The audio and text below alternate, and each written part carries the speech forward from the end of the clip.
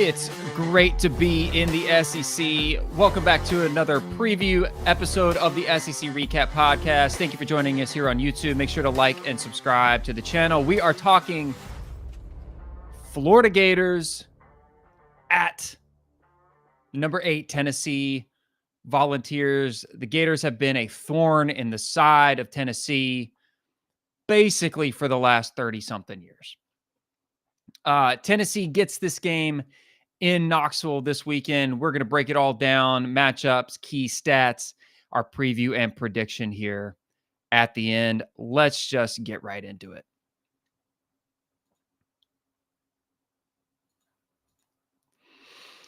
Number 8, Tennessee comes into this game with a 4-1 record, boasting at one time we all thought was one of the nation's most potent offenses. They were averaging 46 points per game.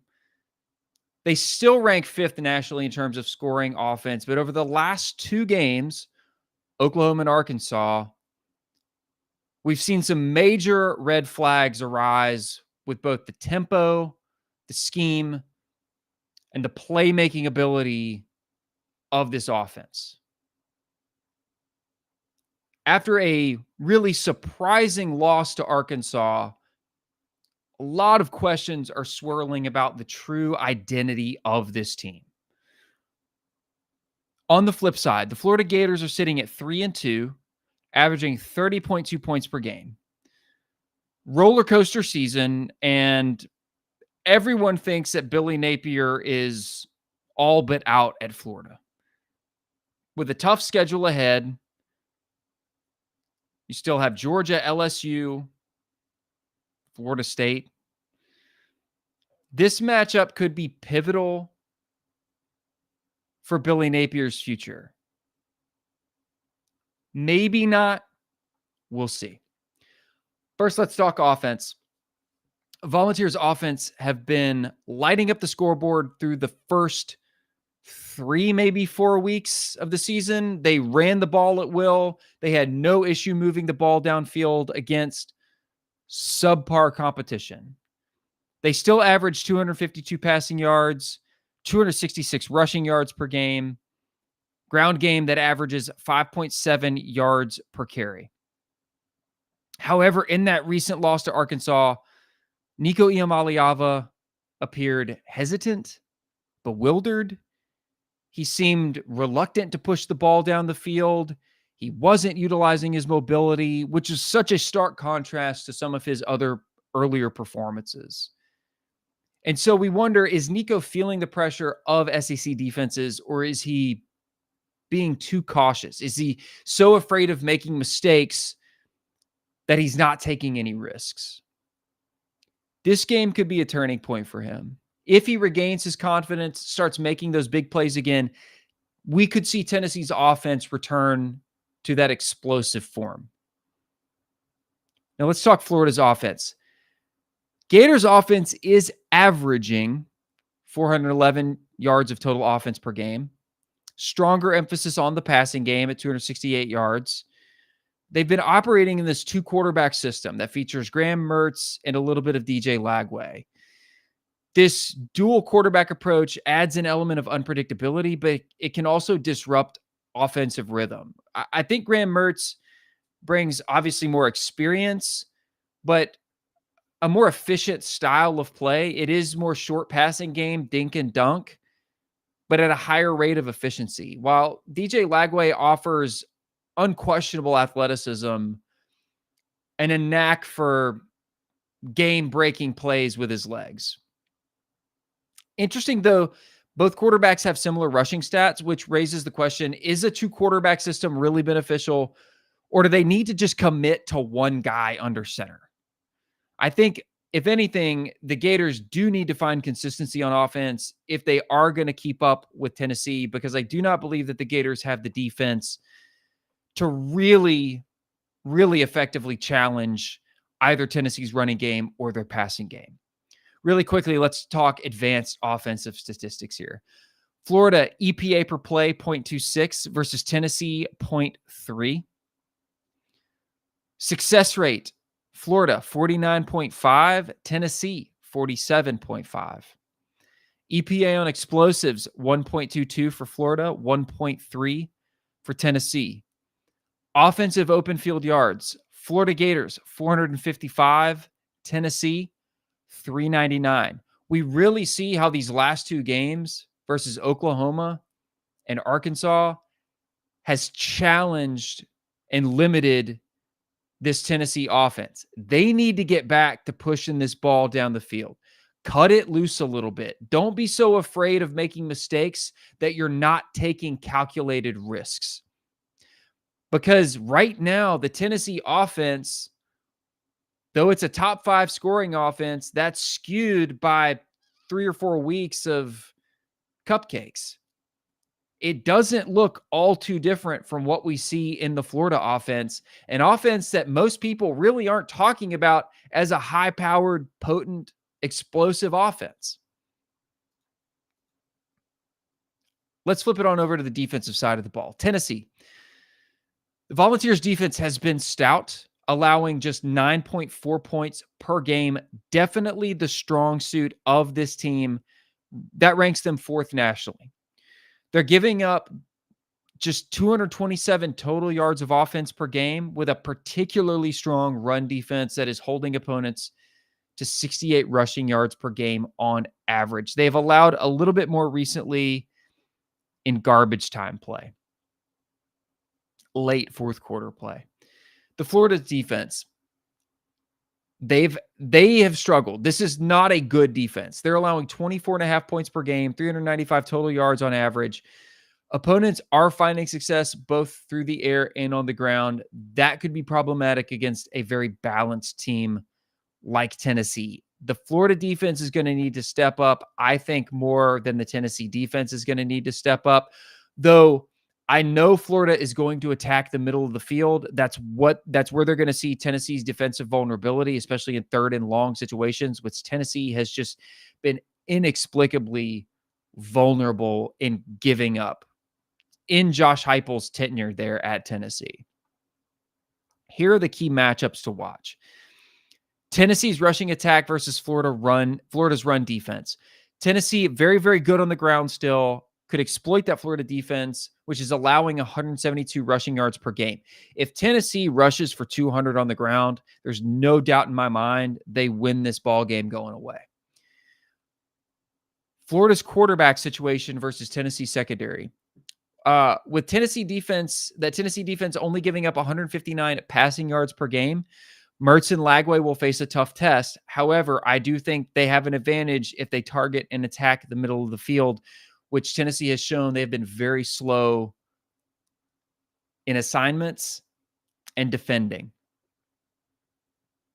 When it comes to coaching, Josh Heupel needs to get this offense back on track after a really disappointing performance against Arkansas. Billy Napier is coaching for his job. I think most people believe that's a foregone conclusion at this point. Tactical decisions on the sidelines, I want to see better from Tennessee. I do not want to see Josh Heupel and this coaching staff get out-coached by this Billy Napier coaching staff. That would be a major, major, major red flag for me as a Tennessee fan. This is a coach who's on his way out the door. He's all but out at Gainesville. You've got them floundering. They're on the ropes. Do not let them come into Knoxville and out-coach you in your own house. Let's talk defensive stats. For Florida, defensive success rate 43.7 versus Tennessee 32.3. Tennessee much, much better at limiting opposing offenses. Stuff rate, plays stopped at or behind the line of scrimmage. Florida 16.4%, Tennessee 26.6. Tennessee much better at attacking the ball at the point of the ball, at the line of scrimmage, and limiting opposing offenses. Defensive open field yards allowed. Florida 130, Tennessee 81. Havoc rate. Florida 15.9, Tennessee 25.2. Tennessee is much more disruptive, especially at and behind the line of scrimmage. If you're Tennessee, you cannot give up this advantage. You cannot give up this advantage. Here's the challenge for Josh Heupel, for Tennessee. You need to prove that the loss to Arkansas was just a hiccup. Restore confidence in Nico. Reignite this offense. That's your top priority. A convincing win over Florida in Neyland is going to go a long way to forgiving what happened in Fayetteville. I don't think fans are going to forget, but if you beat Florida by 2 or 3 scores going away at the end of the game, I think fans will forgive you a little bit as they look forward to the third Saturday in October, where you have a major career-defining game against the Alabama Crimson Tide. So what are the possible scenarios here? If Tennessee's offense is firing on all cylinders, if Nico can regain that swagger, that California cool, Vols reestablish the run to open up the passing game, they could run away with this. There's no doubt in my mind. If Florida's defense steps up, the Gators slow down Tennessee's attack. If they confuse them like Oklahoma did, like Arkansas did, expect them to try, by the way, giving their offense a chance to keep it close or even pull off an upset.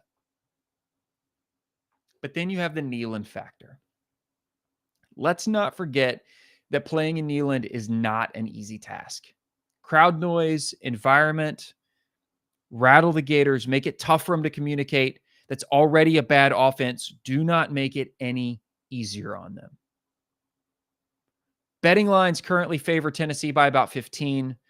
My number for this game is 17. I know that's significant. That feels really big. But given the variables at play, I think a lot of people are going to argue that that's generous. 15 after what we saw from this offense on the road in Fayetteville. I think a lot of people are probably thinking more in like the 8 to 10 range. So before we get to the prediction, here's what to watch for. I want to see what Nico does. Will he take more risks? Will he push the ball down the field? Will Billy Napier stick with a 2-quarterback system, or will he commit to one and put the game in the hands of Graham Mertz? Can Florida's defense rise to the occasion, or will Tennessee's defense continue its dominance and be the calling card for Tennessee football this season? I don't know that Tennessee could cover 17 even at home. Should they? Yes. Will they? I don't know. Let's look at the efficiency metrics on the way out the door. Florida is the second worst team in the SEC in terms of defensive efficiency. But we've seen Tennessee's offense get challenged the last 2 games. Tennessee's defense, though, still elite in the SEC. Up there with Texas and Ole Miss. If Tennessee can get their offense going again, I don't think Florida's defense is going to be a challenge. I want to see what happens at the line of scrimmage for Tennessee's offensive line. It looked atrocious last week. If they can course correct there, I'm very, very confident that the Vols win this game by 10 plus. If the Florida Gators find yet another way to come into Neyland as an underdog, with a coach who's basically on his way out the door and come out with a victory, it's going to be hard to like Tennessee the rest of the season, man. You're not going to favor them against Alabama at that point. You're not going to favor them against Georgia. Kentucky would be tough. Vandy would be tough. Mississippi State, you'd like to think would be in hand, but you're going to lose a lot of grace if you let that happen this weekend. This is literally a pivot point for this football team. Things could really snowball and get away from you for the rest of the season here. 2 weeks ago, we were talking about not just CFP, but potential winning it all caliber Tennessee team. Now you're in a must-win week-to-week scenario every single game. Starts this week in Knoxville. I do not think Tennessee is going to cover 15. Definitely not the 17 number that I've got them at. but I do think they can win this game outright. I trust them at this point to do that until proven otherwise. So give me the Vols at home in Knoxville over the Gators. I want to hear from you. What do you think? Who's going to come out on top in Rocky Top? Can Florida pull off the upset? Or is Tennessee going to bounce back and reaffirm that status as SEC CFP contender? Drop me your prediction in the comments. Thanks for joining me. Check out my other previews. I'll catch you on the next one. We'll be back to recap it all next week on the Rankings and Reaction Pod. See ya.